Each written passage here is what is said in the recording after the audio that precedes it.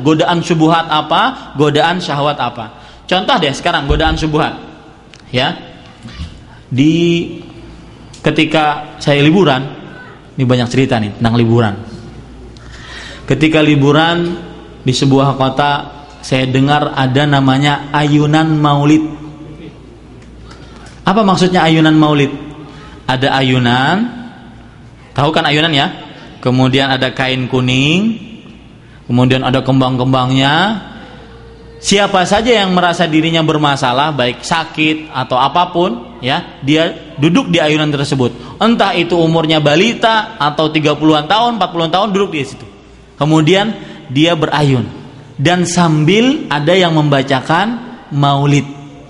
Entah itu maulid habsi atau maulid diba atau burdah, qasidah burdah. Itu disebut dengan ayunan maulid. Bayar loh, nggak gratis. 200.000 rupiah. Ya, ini syubhat. Fitnah, ujian apa? Syubhat. Godaan apa? Syubhat. Dengan mitos kalau berayun di situ, kalau orang miskin bisa jadi kaya. Kalau orang yang banyak utang bisa terlunaskan hutangnya. Yang lagi sakit bisa sembuh dan sebagainya. Ayunan syubhat. Suatu ketika saya pergi ke sebuah kota. Di kota itu ada masjid besar. Di dalam masjid itu ada 4 tiang. 4 tiang yang sebenarnya masjid itu sudah direhab, direnovasi sedemikian rupa jadi besar, jadi bagus. Cuma 4 tiang ini menjadi sakral, tidak boleh dihancurkan.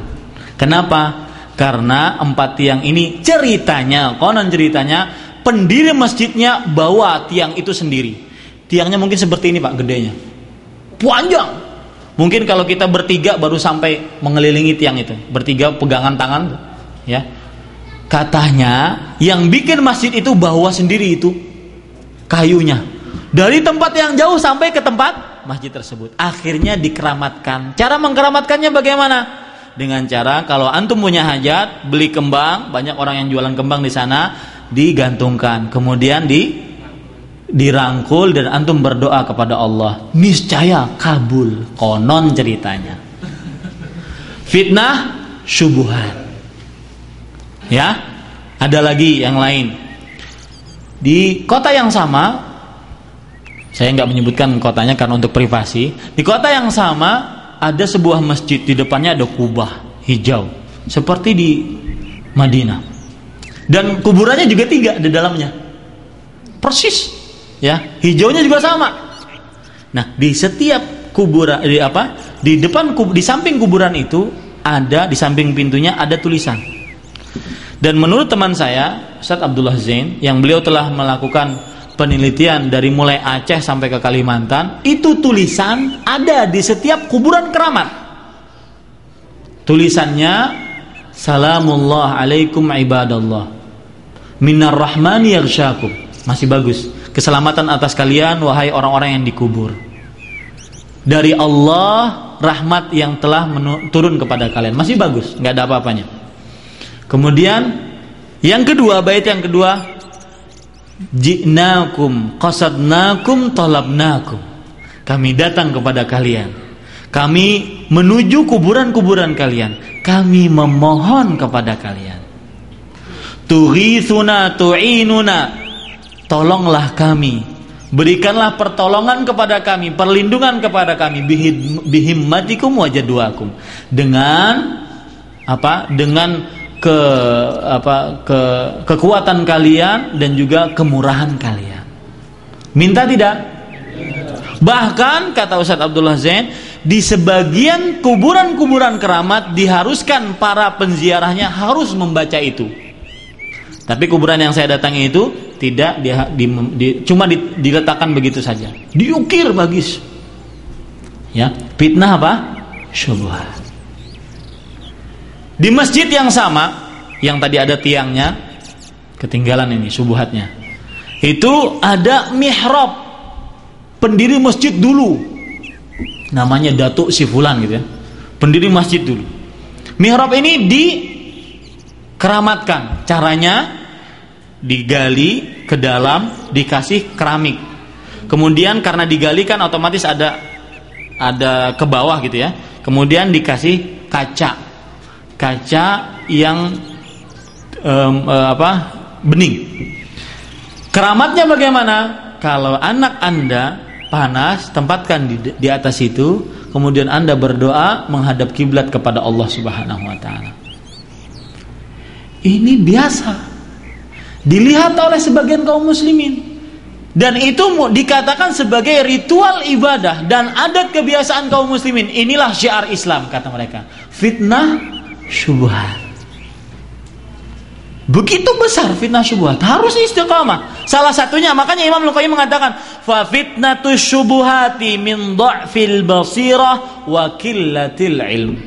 Fitnah syubhat sebabnya karena apa? Karena bodoh dan sedikitnya ilmu. Ya. Kemudian di perkataan beliau yang lain, wa aslu kulli fitnatin innama huwa min taqdimir ra'yi 'ala syara'. Dan asal setiap ujian, godaan karena lebih mendahulukan pendapat daripada syariat. Dan agama Islam ini agama dalil, bukan agama katanya, jarnya, bukan. Tetapi agama dalil, ada dalilnya kita kerjakan, tidak ada dalilnya kita tinggalkan. Bukan agama katanya. Kata kiai saya sih seperti itu. Enggak. Makanya kenapa fitnah syubhat ada? Karena taqdimur ra'yi 'ala syara'. Lebih mengedepankan pendapat, akal daripada syariat. Dan kenapa ada fitnah syubhat? Karena taqdimul hawa 'alal aql. Lebih mendahulukan hawa nafsu daripada logika. Contoh sekarang fitnah syubhat. Saya beri contoh. Ada sebuah hadis riwayat Imam Muslim yang sering teringat ketika liburan. Rasulullah SAW pernah bersabda, hadis riwayat Bukhari dari Abu Hurairah radhiyallahu anhu, beliau bersabda, "Ya'ti 'alan nasi zamanun." Akan datang kepada manusia sebuah zaman. La yubalil mar'u ma akhadha minhu aminal halal am minal haram. Seorang manusia tidak memperhatikan apa yang dia dapatkan, apa yang dia ambil. Apakah itu yang halal, apakah itu yang haram, yang penting yang di tangan saya yang halal. Bahkan ada pepatah Arab mengatakan, al halalu ma kana fil yad wal haramu ma khalal yad. Yang halal itu adalah yang ada di tangan saya, yang haram yang tidak ada di tangan saya. Dengan apapun saya dapatkan, harta ini yang penting sudah di tangan saya, itu halal. Dan ingat para ikhwah sekalian, harta fitnah umat Nabi Muhammad sallallahu alaihi wasallam. Rasulullah sallallahu alaihi wasallam bersabda, inna likulli ummatin fitnah. Sesungguhnya setiap umat itu mempunyai fitnah, ujian, godaan. Wa fitnatu ummati almal, dan godaan dari umatku atau untuk umatku adalah apa? Harta. Ada cerita menarik ketika liburan. Saya berkunjung ke rumah teman. Di rumah teman itu beliau mempunyai usaha rumahan, rumah makan. Kenapa ini cerita seperti ini? Karena banyak teman-teman yang nanya, Ustadz, pengalaman liburan apa? Ya udah, ini ceritanya. Ya. Kemudian beliau punya rumah makan, spesialisnya rumah makan ikan bakar dan ikan yang berkenaan dengan ikan lah. Beliau cerita, kita ngobrol-ngobrol, cerita. Salah satu cerita yang menarik saya adalah pernah suatu ketika ada sebuah instansi resmi makan di rumah makan saya, mesan. Sampai kira-kira pesanannya 500.000, setengah juta. Kemudian setelah beberapa hari, instansi ini salah seorang utusannya datang ke saya. Kata teman saya ini, kemudian minta bon, tetapi ingin bon yang kosong. Kalau nggak mau dikasih bon yang kosong, bonnya di mark up, ditinggikan.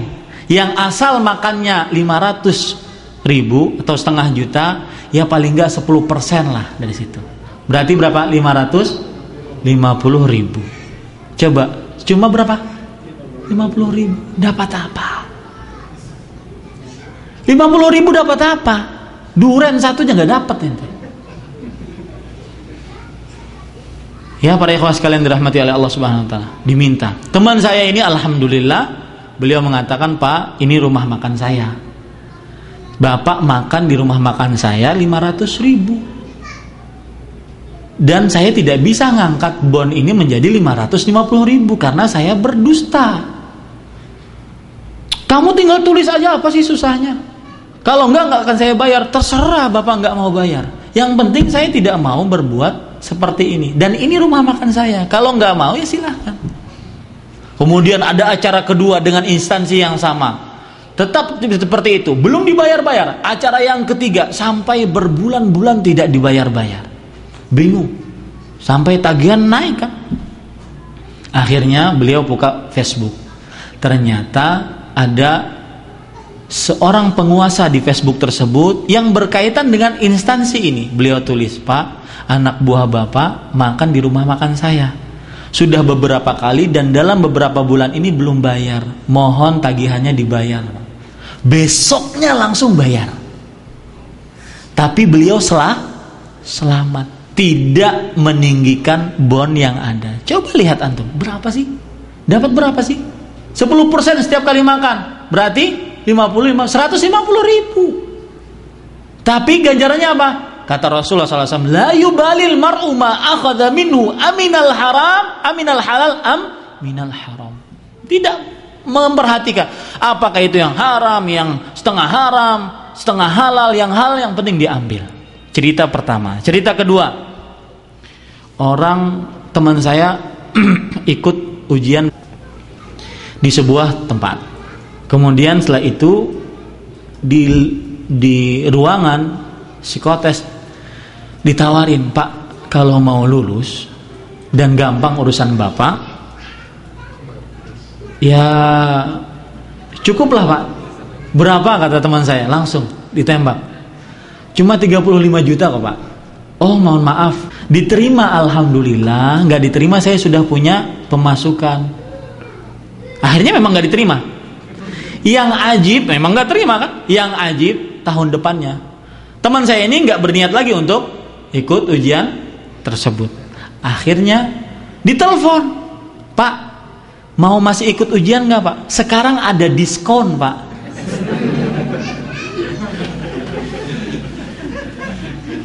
Coba bayangkan antum. Asli bisot bukan bisin, pakai sot. Asli, cerita asli, nyata. Ya. Ya'ti 'alan nasi zamanun la yubalil mar'u ma akhadha minhu aminal halal am minal haram.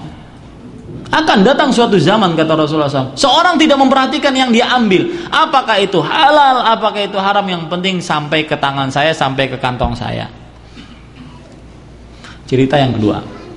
Yang ketiga, teman saya penjual beras, punya sawah beberapa hektar, kemudian menghasilkan beras banyak sekali. Dan alhamdulillah orangnya jujur. Yang berasnya kalau di sebuah kota itu ada beras A, anggap saja beras A gitu ya, maka dia akan jual dengan beras A. Tidak dipalsukan, dimanipulasi namanya. Kalau beras B dikatakan A, kalau A dikatakan B. Coba perhatikan para ikhwah sekalian, orang-orang yang di pasar sekarang. Dan saya tidak menuduh para pedagang semua, tetapi orang-orang yang kalau jadi penjual itu mengurangi timbangan. Berapa sih timbangan yang dikurangi? Se-on, 2 on, kan gitu ya? Berapa? Nggak sampai kali ya? Nggak sampai. Tetapi coba apa yang dikatakan oleh Allah Subhanahu Wa Taala di dalam surat Al-Mutaffifin. Wailun lil mutaffifin alladzina idza iktalu 'alan nasi yastawfun wa idza kaluhum aw wazanuhum yukhsirun. Celaka, dalam tafsiran yang lain, neraka wail bagi orang-orang mutaffif. Siapa mutaffif? Mutaffif adalah apabila dia sebagai pembeli, maka dia akan minta harga yang paling rendah dan minta timbangan yang sangat pas. Tapi kalau seandainya dia sebagai penjual, dia mengurangi timbangannya. Mutaffif. Ini para ikhwan yang dirahmati oleh Allah Subhanahu Wa Taala. Jadi godaan fitnah harta begitu besar, maka harus istiqamah. Ya, saya juga ketemu dengan seorang teman di sebuah kota. Beliau sekarang alhamdulillah menjadi staf ahli menteri untuk kementerian